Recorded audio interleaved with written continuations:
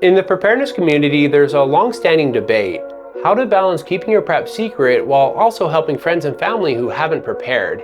It's a tough situation. On one hand, you don't want to advertise your preps and risk becoming a target.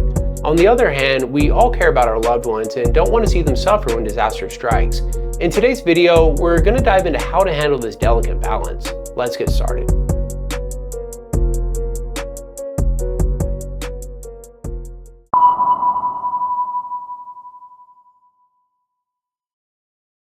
Keeping your preps private is one of the most important parts of being a prepper. The last thing you want is for people to know you're fully prepared and start showing up at your door expecting you to provide for them. It's one thing to share general advice, but sharing too much can make you a target. However, when it comes to family and close friends, the situation gets more complicated. These are people we care about, and it's hard to think about turning them away in a crisis. You know they might need help, but sharing everything you have could put your own family's survival at risk. So how much do you share, and how much do you help them without compromising your own safety? One approach is to find a balance. Help where you can, but always keep your family's well-being as the top priority. Setting boundaries early on by letting your family know that your resources are limited can prevent some tough decisions down the line. You might even keep a small reserve of extra supplies just in case, but your own household must always come first.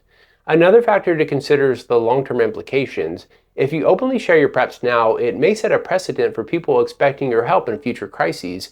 Being discreet and selective about what you reveal can help you manage those expectations and reduce potential conflicts later on.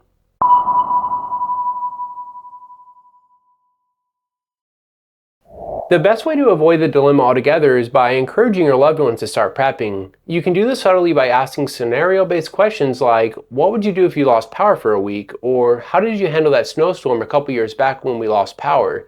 These kinds of questions help get people thinking without feeling overwhelmed or pressured. Small steps are key. For instance, suggesting they put together a basic 72-hour emergency kit is a great way to ease them into the mindset of prepping without making it a huge commitment.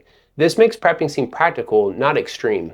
Another approach is giving prepping-related gifts for birthdays and holidays, things like a water filter or an emergency kit. These thoughtful gifts introduce the idea of preparedness without forcing the conversation, and they're something they can appreciate for practical everyday use. Patience is important. Not everyone will jump on board right away, but once they experience an event like a power outage or a storm, they'll be more likely to ask for advice.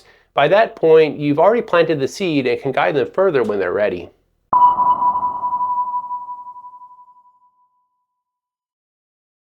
Even when you're encouraging others to prep, it's important to keep the details of your own stockpile private. You don't want people assuming you'll be their lifeline during a crisis. It's one thing to share general advice about being prepared, but it's another to give specifics about what you have and where you store it. The more people know, the more likely they'll come to you when things go wrong.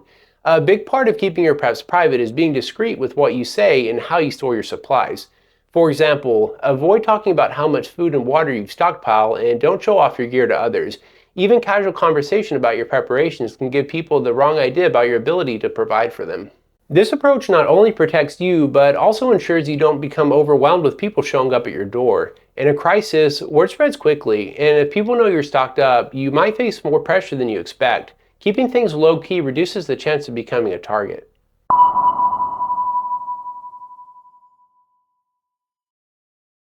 We've all heard it: if something happens, I'll just come to your house.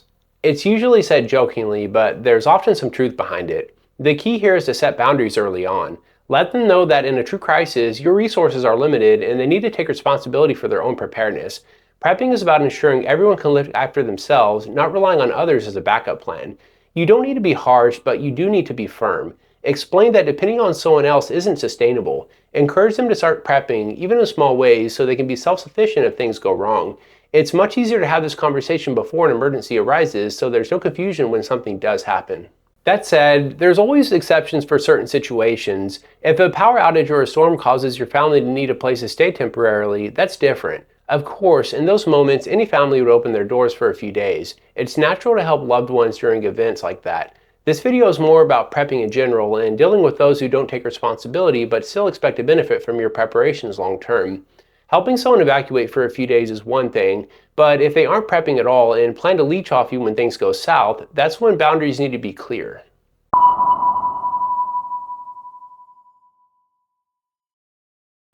What happens when disaster strikes and people do show up at your door? This is one of the toughest scenarios a prepper could face. You'll need to assess the situation. Can you help them without putting your own family at risk? It's a delicate balance between compassion and survival. Some preppers choose to stockpile a little extra specifically for this possibility. Setting aside basic items like rice and beans allows you to offer temporary help without dipping into your main reserves.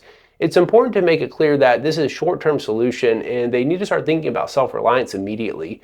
You're not equipped to provide long-term support. One technique is to have separate food storage areas, one with a small amount of food that you can show or offer to guests, and another with your primary stockpile that remains hidden. This way, if someone shows up unexpectedly, you can offer help without revealing your full resources. The show preps are what you present to others, while your main stash remains hidden for your own household security.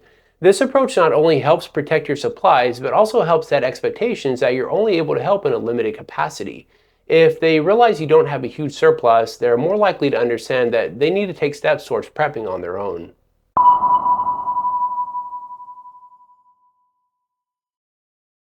It's natural to want to help your loved ones, but in a crisis, you have to balance compassion with responsibility. You've spent time, energy, and resources preparing for your family's survival, and it's never easy to turn others away. However, in an emergency, your top priority must always be your own household safety and well-being. One way to navigate this difficult balance is by planning ahead. Think about what you can realistically offer if someone shows up at your door. Are you willing to part ways with a few days' worth of food? Are there other ways you can help, such as providing information or guidance without giving up supplies? Knowing ahead of time what you'll say and what you'll offer can make these tough decisions easier when the moment arrives. It's important to recognize that you can't help everyone, and that doesn't make you heartless. If you give away too much, you risk putting your own family in jeopardy. Compassion is important, but it has to be balanced with the responsibility of ensuring your household's survival. This is where clear boundaries come into play. You can be upfront with family and friends about your limitations before disaster strikes, which makes it easier to enforce those boundaries later on. By doing this, you prepare yourself mentally for the difficult choices you might have to make and prevent being caught off guard by emotional appeals.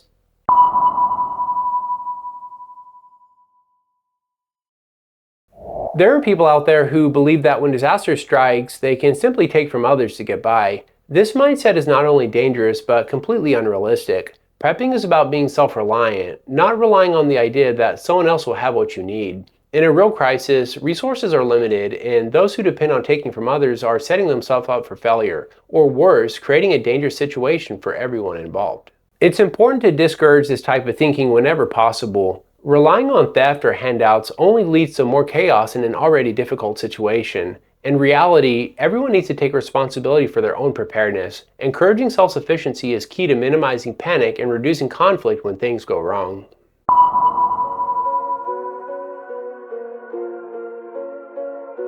Dealing with family and friends who don't prep is one of the toughest parts of being a prepper. By encouraging them to start prepping now, setting boundaries, and balancing compassion with responsibility, you can avoid a lot of headaches that come when people show up unprepared.